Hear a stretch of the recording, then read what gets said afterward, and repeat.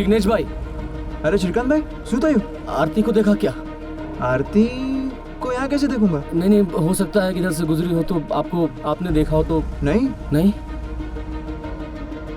अरे बात तो સાંભળો।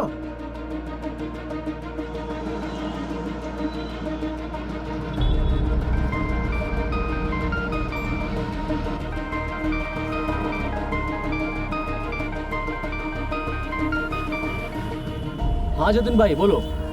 अरे जतिन भाई 4 कलाक से ढूंढ रहा हूँ उसको। तो थोड़ा और ढूंढ लो ना श्रीकांत भाई। जतिन भाई मेरी कुछ समझ में नहीं आ रहा है, बहुत टेंशन हो रही है। अरे कभी घर से बाहर। अरे श्रीकांत भाई तुम्हें टेंशन नहीं लियो, आप घर पे जाके इंतजार करो, हो सकता है वापस आ जाए। अरे नहीं आएगी जतिन भाई, पता है मेरे को कुछ गड़बड़ है। मैं एक काम करता हूँ, पुलिस में जाकर रिपोर्ट करता हूँ। साहब आरती गोयल नाम है इसका। कितने साल की है? 19 देखने में छोटी लगती है। आप इसके क्या लगते हैं? जी काका, भतीजी है मेरी। किसी लड़के के साथ कोई चक्कर, आसपास कोई जान पहचान, कोई अफेयर, ऐसा कुछ? नहीं नहीं साहब, हो नहीं सकता है, वो ऐसी लड़की ही नहीं है। आपके साथ कोई कहासुनी हो गई हो, आपने डांट दिया हो और गुस्से में घर छोड़कर भाग गई हो, ऐसा कुछ? नहीं नहीं साहब, मैं क्यों डांटूंगा भला उसको, मैंने तो जिम्मेदारी ली है उसकी। वो साहब क्या है कि लड़की थोड़ी दिमाग से मतलब थोड़ा दिमागी बीमारी है उसको। जब से उसके पिताजी गुजर गए ना तब से। लड़की का फोन नंबर? हाँ साहब वो देखिए, फोन नंबर से उसके रिकॉर्ड्स मिल सकते हैं, उसे ट्रैक भी किया जा सकता है। हाँ साहब, पर वो फोन वापरती नहीं थी ना। तो आप उसको कांटेक्ट कैसे करते थे? लैंडलाइन पर। लैंडलाइन से तो घर के अंदर कांटेक्ट होगा, घर के बाहर कॉलेज वगैरह भी तो जाती होगी। कॉलेज नहीं साहब, कॉलेज नहीं जाती थी ने। वो क्या है कि पढ़ाई में मन नहीं लगता था ना उसका, तो घर के काम करती थी। बहुत सीधी सादी लड़की है वो साहब, इसलिए बहुत डर लगता है मुझे। प्लीज आप कैसे भी करके उसको ढूंढ दीजिए, जैसे मिल जाए ना मेरे को फोन करिए, कभी भी कोई टाइम में मैं आ जाऊंगा। ठीक है, आप जा सकते हैं। जी सर।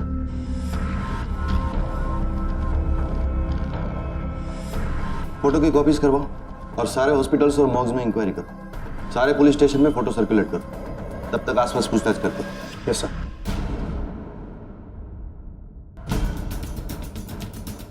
आई थी यह लड़की तो श्रीकांत भाई अपने साथ लाए थे। कब? 1.5-2 महीने हो गए होंगे।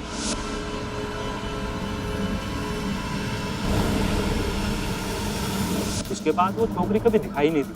श्रीकांत भाई उसे घर के अंदर रखते थे ताला लगाकर। मुझे सब बड़ा अजीब सा लगा, तो फिर मैंने एक दिन श्रीकांत भाई से पूछा कि ताले का चक्कर क्या है, तो बोले अरे वो भतीजी छे हमारी, लेकिन नॉर्मल नहीं छे, दिमाग की प्रॉब्लम है ना उसको, इसीलिए ताले के अंदर रखना पड़ता है उसको ताकि कोई प्रॉब्लम ना हो जाए। अभी अलीपुर किधर भी चली गई तो टेंशन है ना। भागी गई? मुझे तो पहले ही पता था कि भाग जाएगी। क्यों? मैंने देखा था श्रीकांत को उसके साथ अजीब अजीब हरकत करते हुए। हाँ जयश्री बहन बोलो। आ पार्सल तमारो कुरियर वालों आप ही गयो तो आप घर पे थे नहीं और किसी ने दरवाजा भी खोला नहीं, तो मुझे देके गया हूँ।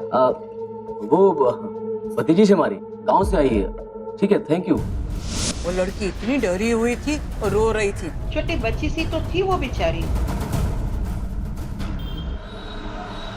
आईडी?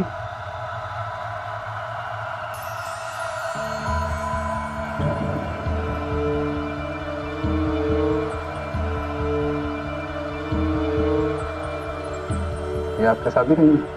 हाँ। नाम? सीमा गोयल। कोई आईडी? मैंने आईडी दी ना, आप इसी से काम चला लीजिए। ओके।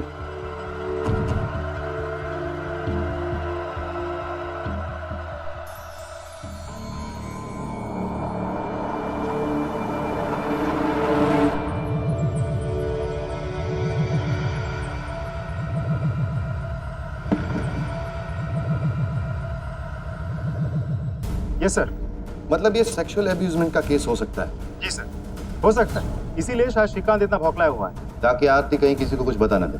पॉसिबल। एनीवेज, पहले सारी बातों को साबित करना होगा, तभी कोई एक्शन ले पाएंगे। श्रीकांत को पुलिस स्टेशन बुलाओ। Okay sir.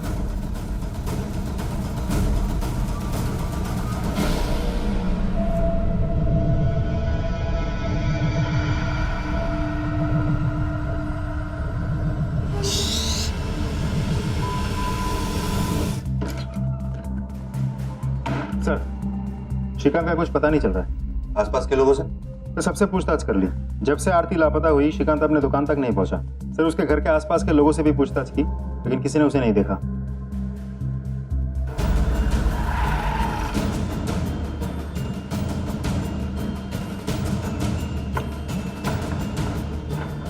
मेहता तुम ऊपर जाओ, तुम लोग इस तरफ जाओ।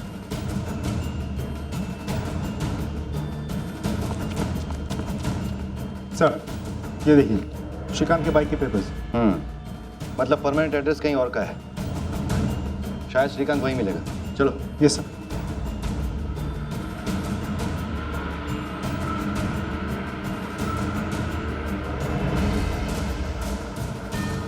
कमाल है, श्रीकांत के माँ बाप है आप। वो कहाँ गया, उसे क्या हुआ, आप कुछ नहीं जानते? मेरे को इसी बात का डर था। मैं तमने कीधु हतो कि एक बार फोन करके देखो। जो ये क्या हो गया, कया गयो मारो श्रीकांत। मतलब साहब, श्रीकांत से हमारा कोई कांटेक्ट नहीं। जिस दिन से वो उस लड़की को लेकर आया था, आज सोच है तूने लगन कर लिया हमारे बिना। अरे बापूजी लगन करना थे ने, कर ली। अब हमें आप भी स्वीकार करो અને आशीर्वाद दो। इस छोकरी की उम्र देखी है तो सिर्फ आधी उम्र की लगती है ये। तुम्हें जो करना था तुम कर चुके, लेकिन इसमें हम भागीदार नहीं होंगे। अरे जब लड़की को कोई प्रॉब्लम नहीं है तो आप लोगों क्यों हो रही है? अरे मेरे को इधर आना ही नहीं चाहिए था। माथा फिर क्या था मेरा जो राय में। हमने बहुत समझाने की कोशिश की, हमारी एक न सुनी और उस लड़की को लेकर निकल गया।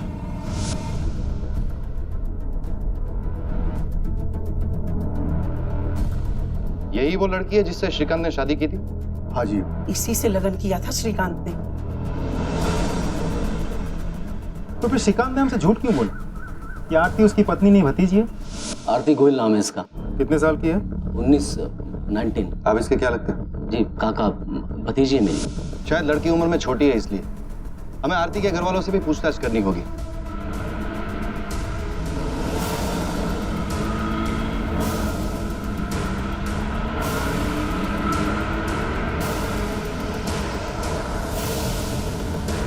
नहीं साहब, मेरी आरती तो बहुत खुश थी। उसकी शादी हमने धूमधाम से करवाई थी। उसकी शादी आपने करवाई कैसे?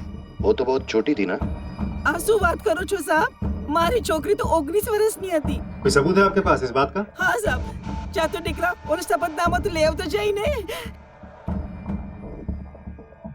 साहब ये देखिए एफिडेविट। Birth certificate. गांव देहात में कहाँ होता है ये सब? कौन से स्कूल में पढ़ती थी आपकी बेटी? साहब, उसको पढ़ाई लिखाई में कोई रुचि नहीं थी। ठीक है, हम बाद में आते हैं।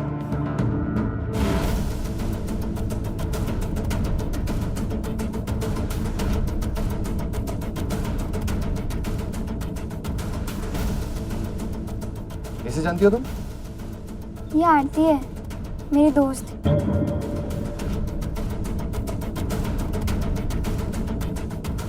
मैं, आरती और मृदुला। पक्का? आरती से कोई बात नहीं हुई थी तुम्हारी? नहीं सर, उसकी शादी के बाद उससे कुछ भी बात नहीं हुई थी। क्या उम्र है बेटा तुम्हारी? 15 साल।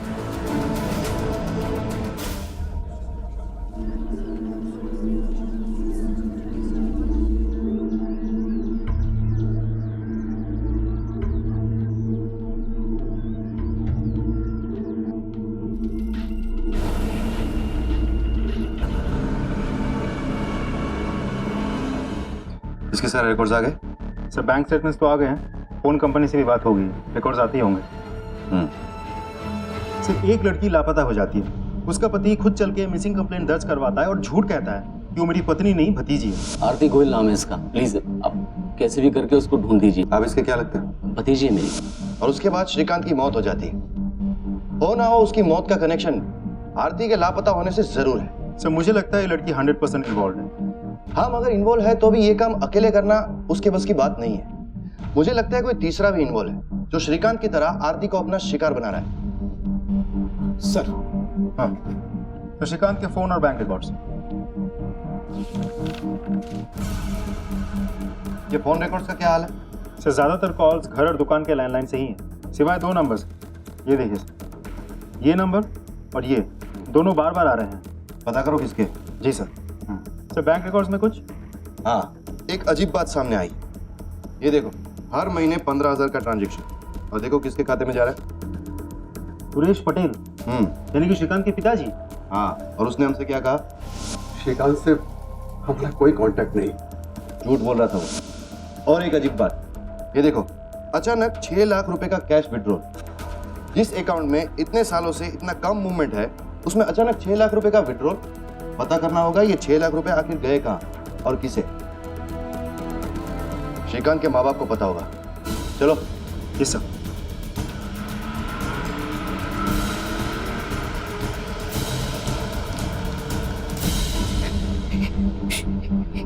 ये कैसे हो गया?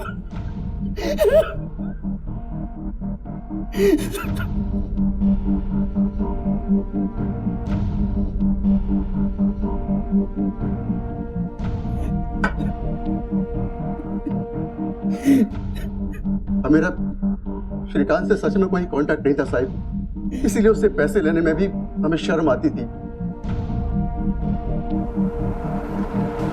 सर उन फोन नंबर्स के डिटेल्स आ गए हैं जिन पर श्रीकांत ने कांटेक्ट किया था। करेक्ट। किसका है? सर कोई जिग्नेश मेहता और जतिन धुमासिया का है।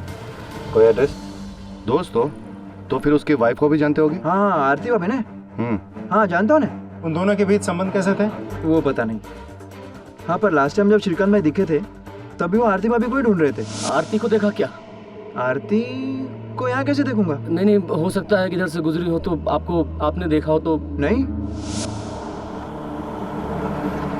आज सवारती साहब यही सोच रहा था कि श्रीकांत भाई का फोन नहीं आया अब तक। आखिरी बार जब आपकी बात हुई थी श्रीकांत से, क्या बात हुई थी? तू अंदर जाने आराम कर। हाँ साहब, लो ने पानी। Thank you. तब नो थैंक्स। शायद आपको पता नहीं साहब, आरती को मानसिक बीमारी है। श्रीकांत भाई का कोई कांटेक्ट नहीं।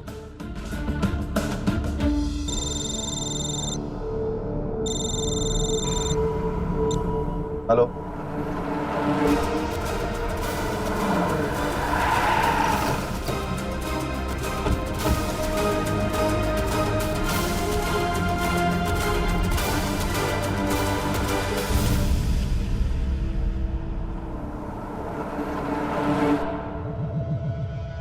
कहाँ थे तुम इतने दिन? हाँ, बोलो। मैं बाहर गई थी, घूम हो गई थी, रास्ता भूल ही गई। क्या उम्र है तुम्हारी? साहब, मैंने बोला ना आपको, मैं 19 की हूँ। आरती, झूठ बोलने से पहले अच्छे से सोच लो। श्रीकांत को तुम नहीं मारा है ना? श्रीकांत जी मर गए?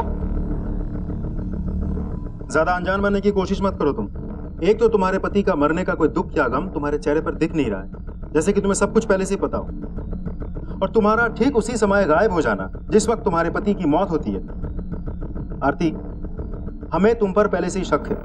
अब तुम जितना ज्यादा झूठ बोलती जाओगी, हमारा शक उतना ही बढ़ता जाएगा। सच बताओ। नहीं साहब, मैंने श्रीकांत जी को नहीं मारा। मारा है या नहीं मारा वो हम पता कर लेंगे। खून करके कोई बचता नहीं है। देखो आरती, तुम्हें बयान बदलना है तो अभी बदलो, बाद में मौका नहीं मिलेगा। सच बताओ, सही में तुम्हारी उम्र 19 साल है? हाँ। आरती, तुम्हें पता है ना, हम एक मेडिकल टेस्ट करवाएंगे और 1 सेकंड में तुम्हारी असली उम्र हमारे पास होगी। मुझे कोई टेस्ट नहीं करवाना, मैं घर जाना चाहती हूँ।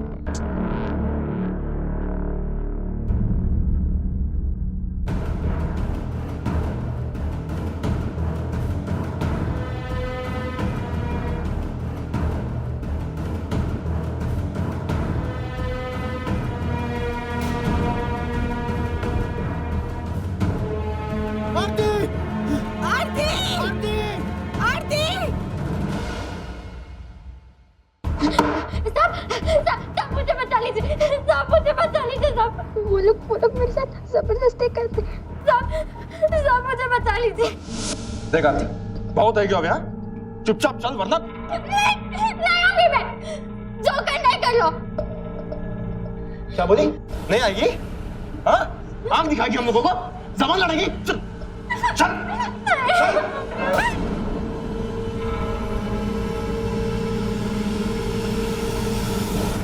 आप लोग इसके साथ जबरदस्ती नहीं कर सकते, क्योंकि कानूनन ये बालिग है। हाँ, अगर नाबालिग होती तो आप इसे अपने साथ घर ले जा सकते थे। बताइए, बालिग है या नाबालिग? इसकी असली उम्र क्या है? 15, 16? सब 19 वर्ष नीचे, 19 साल की। फिर तो आपने इसके साथ कोई भी जबरदस्ती की तो जेल की सलाखों के पीछे होंगे आप, समझे? जाइए साहब, जाइए, हम इसे छुड़वा देंगे।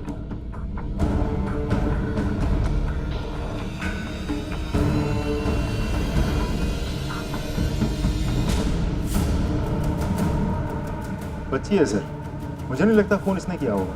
मेहता, जो दिखता है वो हमेशा सच नहीं होता। इस बात को तुम अच्छी तरह से जानते हो। आरती का बैकग्राउंड चेक करवाओ और जिस जगह से श्रीकांत की लाश मिली थी उसके आसपास के इलाके में इसके फोटोज को सर्कुलेट करो। हो सकता है कहीं पर किसी ने इसे देखा और इसे पहचान ले। Yes sir.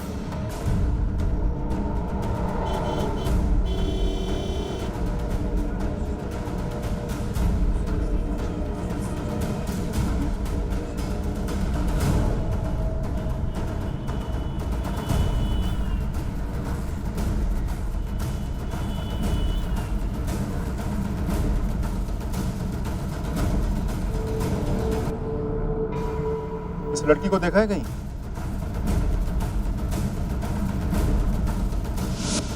हाँ सर, पास के होटल में ही आई थी और इसके साथ में एक लड़का भी था। उस लड़के की शक्ल देखी थी? हाँ सर।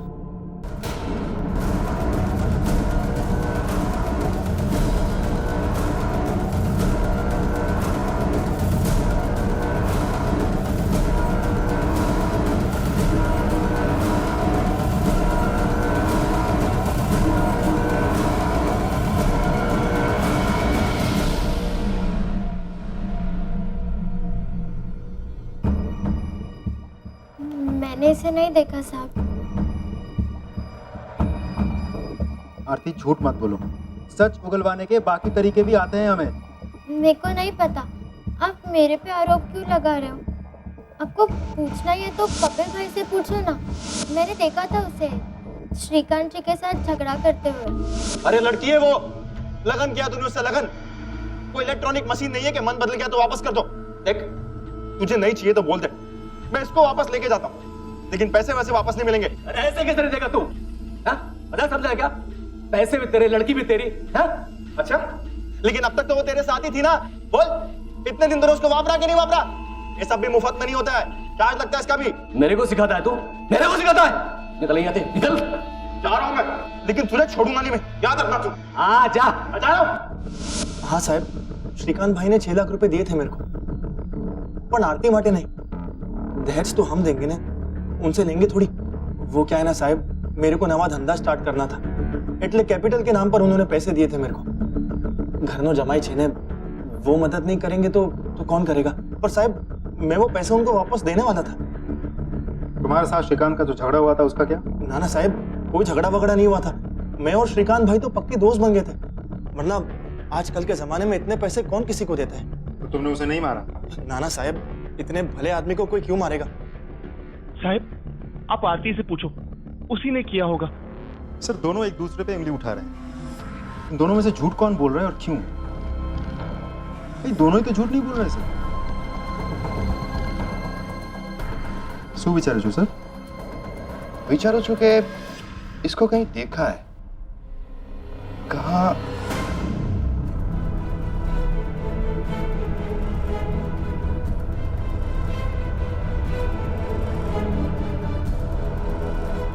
क्यों, अब गले से आवाज नहीं निकल रही तेरी? और आप, यही वो बेटा है ना जिसके घर लौटने पर आप हमें इन्फॉर्म करने वाले थे? उस दिन तस्वीर देख ली थी तो याद आया। ठीक है, वो आए तो इन्फॉर्म करिए। जी साहब।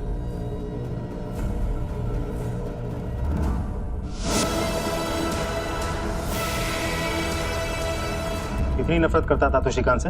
अपने भाई के मौत पर जब माँ बाप शोक मना रहे थे तब तू गायब था। वो मुझे कुछ जरूरी काम था। कौन सा जरूरी काम? काम से आरती का कोई लेना देना? देख, सच बता दे वरना तेरे को इतना मारेंगे ना कि बजाय इसके तू अपने माँ बाप की सेवा करे, तेरे माँ बाप जिंदगी भर तेरी सेवा करेंगे, समझा? बोल, क्या कर रहा था आरती के साथ? मदद कर रहा था उसकी भागने में। श्रीकांत उसे बंद करके रखता था। मैंने घर के पीछे के दरवाजे का ताला तोड़कर उसकी भागने में मदद की। तू आरती से प्यार करता था ना, इसीलिए उसके साथ मिलकर श्रीकांत की जान ले ली? सर ये क्या बोल रहे हैं आप? आपको क्या लगता है मैं श्रीकांत हूँ?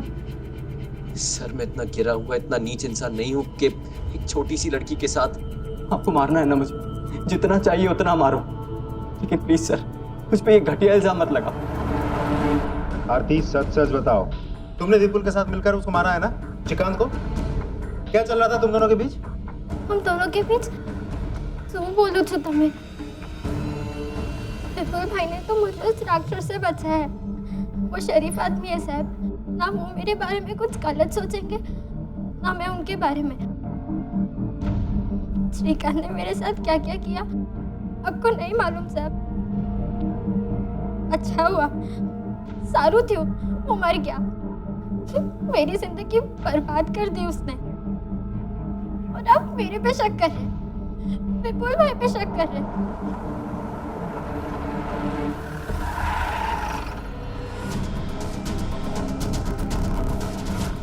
मैं, आरती और मृदुला।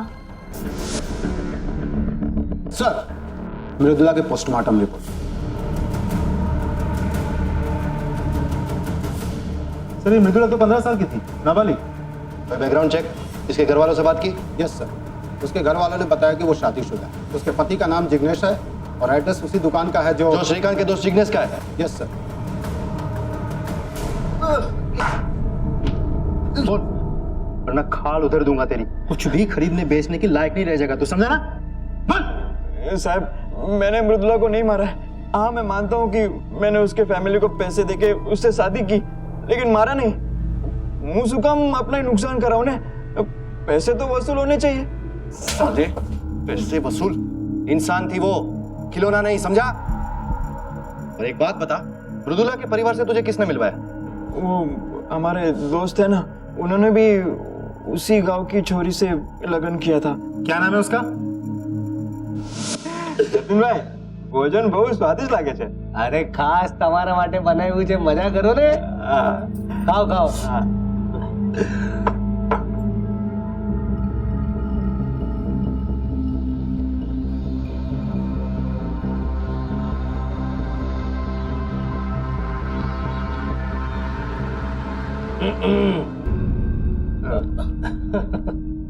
वैसे तुम दोनों को अब तक कोई घूरने वाली मिली है कि नहीं? मिले भी तो એટલે भाभी माफी जवान और खूबसूरत थोड़ी ना मिलने वाली है। अरे मिलेगी भाई, मैं कहता हूँ मिलेगी। बोलो पैसा है? खूबसूरत, जवान, हर बात मानने वाली, एकदम मासूम, बस पैसा चाहिए बस। बोलो है? तो तूने पैसे देकर एक नाबालिग लड़की को खरीद ली? नहीं साहब, सोगन कहने कहूँ छू, मेरे को तो पता ही नहीं था कि वो नाबालिग है। उसके घर वालों ने तो वो बालिग होने का प्रमाण भी दिया था। कैसा प्रमाण? वो एफिडेविट। 27 अगस्त की रात को कहाँ थे तुम? साहब मैं तो घर पर ही था। साबित कर सकते हो? हाँ मतलब आप मेरी बीवी से पूछ लीजिए, हम दोनों घर पर ही थे, साथ में टीवी देख रहे थे। कहाँ है वो? बुलाओ। हाँ जी। अरे सांभर, आई आओ तो।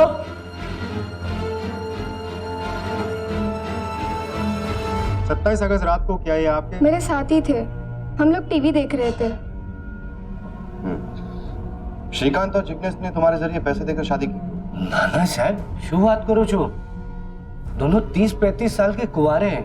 उनको बस शादी करनी थी तो मैंने मदद कर दी, बाकी पैसों के बारे में मुझे नहीं पता साहब। शादी नाबालिग लड़कियों से? ना ना साहब, नाबालिग लड़कियों से कैसे शादी करेंगे, वो तो अपराध है ना। दोनों ने बालिग लड़कियों से ही शादी किया होगा। और तुमने? तुम्हारी बीवी भी दिखने में तो नाबालिग ही लगती है। साहब लगती है पर है नहीं, 20 वर्ष नहीं छे। मारी પાસે પ્રમાણ પત્ર છે। લગન के पहले पूरी खातरी कर ली थी मैंने। दिखाओ जरा। अब जी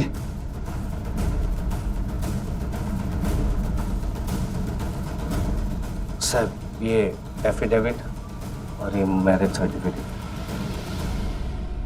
ये पंडित कौन है? मैं नहीं जानता साहब, बस कोई प्रवासी है तो।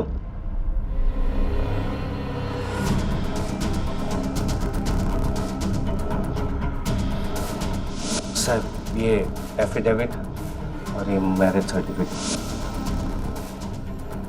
साहब ये देखिए एफिडेविट। मिल गया रास्ता।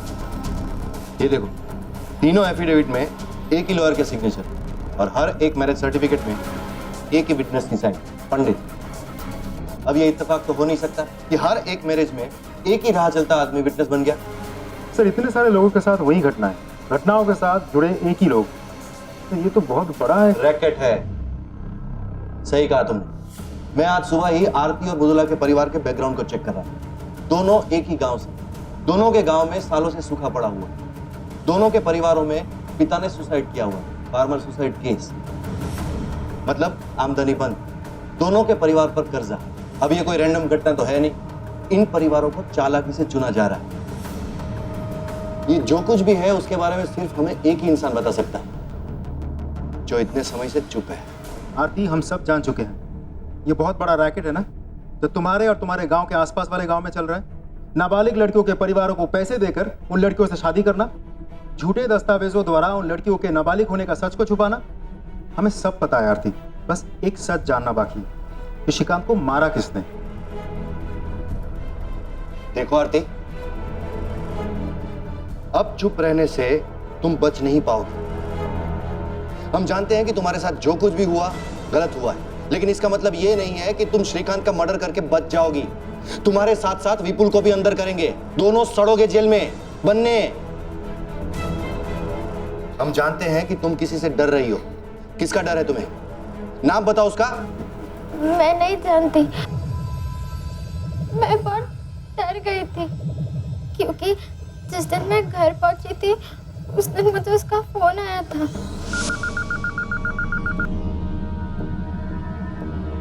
हेलो, अगर तूने अपना मुंह किसी के सामने खोला ने तो मैं तुझे मार डालूंगा, जैसे तेरे उस आदमी को और तेरी उस मृदुला को।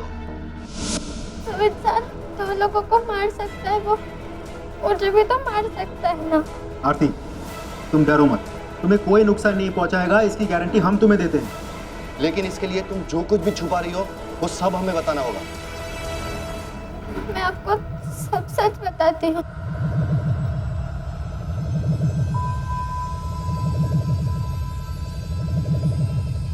मेरी उम्र 15 साल है।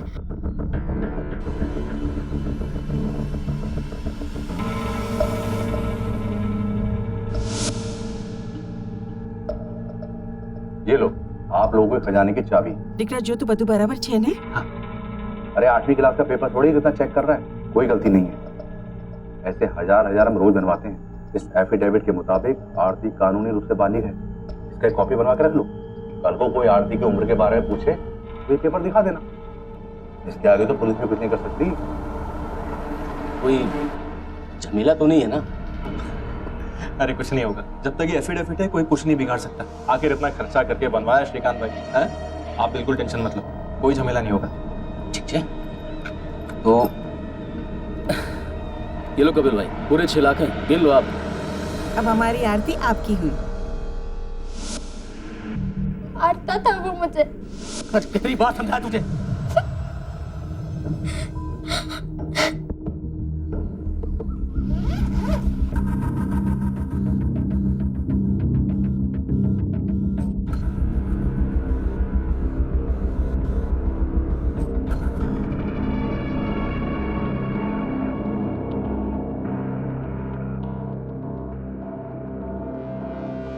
ओम मंगलम भगवान विष्णु, मंगलम गरुड़ाध्वज, मंगलम कुंडलिकक्षाय, मंगलाय तनोहरि स्वाहा।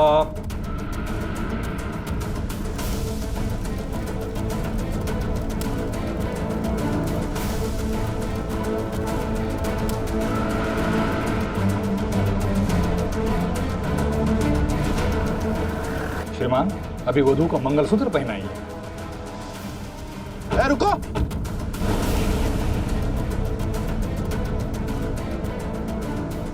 तेरे को विटनेस बनने का बहुत शौक है, हाँ? और तुम लोग, लालच है तुम लोगों पर।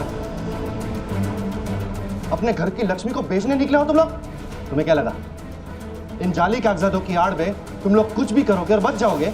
तुम लोग जब इस कांड को अंजाम दे रहे थे तब पुलिस गेम ओवर की तैयारी कर रही थी। मुझे इस गांव के 14 से 18 साल के बीच की लड़कियों का डेटा चाहिए। उनके लिए अलग टॉयलेट्स बनवाने का प्रपोजल है, तो संख्या तय करनी है। डेटाबेस मिल सकता है? जी हाँ, मिलेगा। Thank you.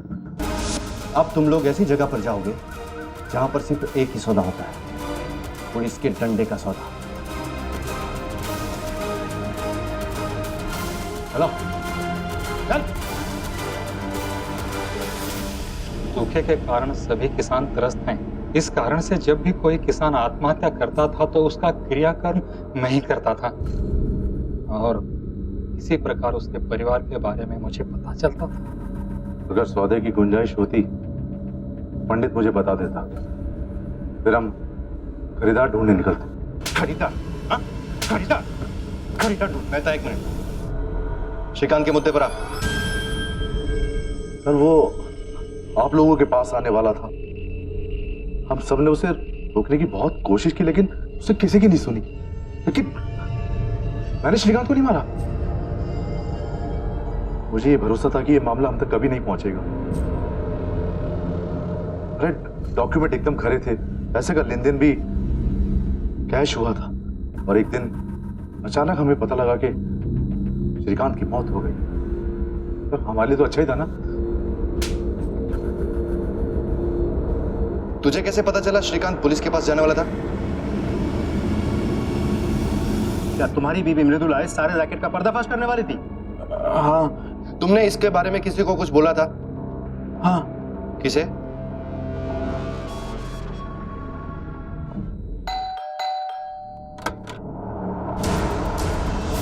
लेके चलो इसे थाने। साहब, मैं साचू कहूँ छू साहब, मैंने कुछ नहीं किया साहब। ये सारे लोग ना झूठ बोल रहे हैं सर, मैंने कुछ भी नहीं किया। ये तेरे ही फोन रिकॉर्ड्स है ना? तूने ही वकील को फोन किया था। अरे अजय भाई, आपके समझ में नहीं आ रहा है क्या? श्रीकांत पुलिस के पास जा रहा है, हमें उसे रोकना पड़ेगा। हमारे एफिडेविट एकदम पक्के हैं, और हमारा लेन देन भी कैश में हुआ है, तो पुलिस से क्यों डरते हो? देखो अजय भाई, मैं आपको बोल रहा हूँ, श्रीकांत का आप कुछ करो वरना मैं कुछ करता हूँ। फिर हमने जिग्नेश से पूछा। मृदुला ने पुलिस को सारी सच्चाई बताने की ठान ली थी, और ये बात जिग्नेश को पहले से ही पता थी। और मृदुला के मौत से पहले जिग्नेश ने ये बात सिर्फ एक इंसान को बताई थी। अरे जिग्नेश 15 साल की लड़की है वो, थोड़ा सख्ती से पेश आना, उसे धमका, डरा। किया जतिन भाई, नहीं मानती। कोई मतलब नहीं समझावी ना, अब मैं ही कुछ करता हूँ। आरती को डराने के लिए तुमने ही फोन किया था ना? सच सच बोलो, तुम्हारे फोन रिकॉर्ड से हमें यह भी पता चला है। देख, हमें पता है कि तूने ही दोनों फोन किए, और जब हमें विश्वास हो जाता है ना, तब हम उम्र, आदमी, औरत कुछ नहीं देखते। तुम्हें भी नहीं छोड़ेंगे। अब बोल बोल। हाँ साहब, मैंने ही दोनों को, श्रीकांत और मृदुला दोनों को। मेरे मना करने के बावजूद भी वो लोग आपके पास आ गए, इसलिए मैंने उसे। वो श्रीकांत जब तक आरती का इस्तेमाल कर रहा था तब तक उसे कोई तकलीफ नहीं थी, और मृदुला को भी जिग्नेश ने पैसे देकर खरीदा था, मगर वो भी कमजोर निकला। वकील अजय और पंडित उन्हें तो सिर्फ पैसे गिनना आता था साहब, किसी को नहीं पड़ी थी। लेकिन मुझे तो अपनी इज्जत की फिक्र थी ना साहब। सौदा कर लिया ना, अब सड़ जिंदगी भर।